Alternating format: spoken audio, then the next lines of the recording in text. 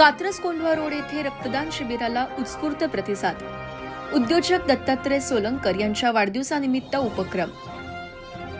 Katraj Kondhwa road येथील उद्योजक दत्तात्रय सोलंकर यांच्या वाढदिवसानिमित्त होणारा अनाठायी खर्च टाळून सामाजिक बंधिकीतून रक्तदान शिबिराचे आयोजन निर्माण क्लासिक सोसायटी येथे करण्यात आले।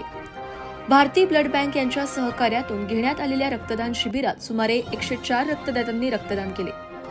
या रक्तदान शिबिराचे उद्घाटन वरिष्ठ पोलीस निरीक्षक राहुल खिलारे, शरद झिने व मनपा सहाय्यक आयुक्ता सुचेता पानसरे यांच्या हस्ते करण्यात आले। यावेळी आमदार योगेश टिळेकर, माजी नगरसेवक वसंत मोरे, कात्रज विकास आघाडीचे अध्यक्ष नमेश बाबर, गंगाधर बधे, सुभाष मांगणे, स्वराज बाबर, सतीश मारकड, सुधीर डावखर, तुषार कदम आदींसह मान्यवर नागरिक मोठ्या संख्येने उपस्थित होते।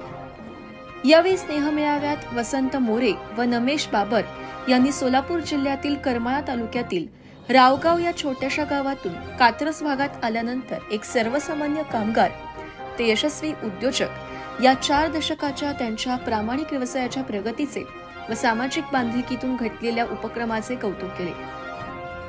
कार्यक्रमाचे आयोजन महादेव सोलंकर व अनिल ढवण यांच्या पुढाकारातून करण्यात आले। गावाने सर आता येताना इकडेच येत होतो, यांच्या वाढदिवसाला यायचं होतं मला। आणि योगायोग बघा, योगायोग धवल साहेब, मी आता येताना ती रील माझ्या नेमकी समोर आली दादा, इतकी समाजावरती होती, धनगर समाजावरती रील होती ती, कानाना मात्रा प्रभाग क्रमांक 40 मध्ये फक्त धनगरांचा खतरा, एवढं लक्षात ठेवा। आणि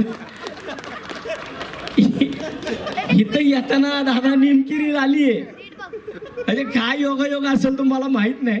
इथं मी बाहेर आलो शत्रुंजय मंदिरापाशी आणि एक महिला भगिनी होती, त्या महिला भगिनी मी तुम्हाला पाठवतो नंतर, तिने तुम्हाला वाटतं उगाच बळच बोलला काय, असं काही नाहीये। ती रील मी आता बघितली आणि इथं आले म्हणलं बघा योगायोग। आम्ही ज्यांच्या कार्यक्रमाला चाललोय त्या समाज बांधवांच्या इथं ह्या प्रभागामध्ये त्यांची किती संमती आहे किंवा किती लोक आहेत हे तुम्हाला दत्तोबा कधी तुम्ही डेअरिंग करा, नक्की तुम्हाला या सगळ्या विषयामध्ये समजेल, एवढंच या ठिकाणी सांगतो। मनापासून तुम्हाला तुमच्या 63व्या वाढदिवसाच्या शुभेच्छा, तुम्ही शतायुषी हो एवढीच मी काळभैरवनाथ चरणी प्रार्थना करतो। आणि या ठिकाणी आम्हाला सर्वांना तुम्ही बोलवलं, आमच्या सर्वांचा इकडे सन्मान केला, त्याबद्दल पुन्हा एकदा संपूर्ण सोलंकर परिवाराचा मी मनापासून आभार व्यक्त